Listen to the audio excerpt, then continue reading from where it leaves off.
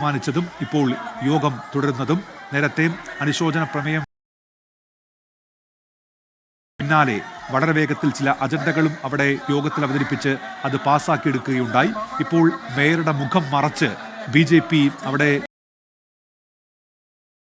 ആ പ്രതിഷേധ ബാനറിൽ അനധികൃത നിയമനമാണ് നടന്നത് തിരുവനന്തപുരം കോർപ്പറേഷനിൽ എന്നുള്ള ആരോപണം അവർ ഉയർത്തുന്നു, ആ മുദ്രാവാക്യം ഉയർത്തുന്നു. ഒടുവിൽ ആ ബാനർ ഇപ്പോൾ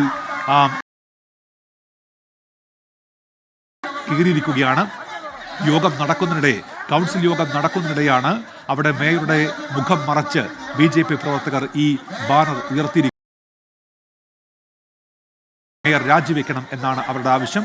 പക്ഷേ അതിനെതിരെ ഇപ്പോൾ LDF കൗൺസിലർമാരും രംഗത്തെത്തുന്നുണ്ട്. അവർ ഈ ബാനർ ഉയർത്തുന്ന BJP പ്രവർത്തകരെ പിന്തിരിപ്പിക്കാൻ ശ്രമിക്കുന്നുണ്ട്. അവർ ആ വലിച്ച് അപ്പോൾ ഈ സംഘർഷം കാണുന്നത് ആ ബാനർ ഉയർത്തിയ BJP നേതാക്കളെ അവിടെ നിന്ന് LDF പ്രവർത്തകർ നീക്കുന്നു. അതിപ്പോൾ കാര്യങ്ങൾ എത്തുന്നു എന്നുള്ളതാണ്. കൗൺസിലേഴ്സ് ഈ യോഗത്തിനിടെ ഏറ്റുമുട്ടുന്ന സാഹചര്യം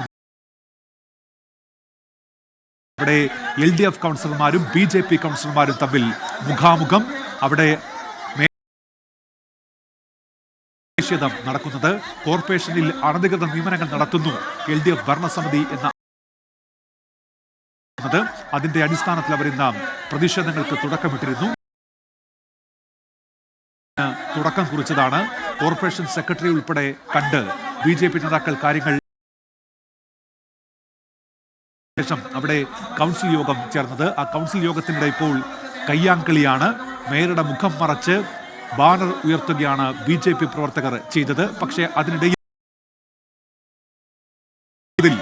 മേയർ ശ്രദ്ധ പുലർത്തി. അങ്ങനെ യോഗ നടപടികൾ, കൗൺസിൽ യോഗം തുടരുമ്പോഴാണ് വീണ്ടും പ്രതിഷേധവുമായി ഇപ്പോൾ BJP നേതാക്കൾ രംഗത്തെത്തിയിരിക്കുന്നത്.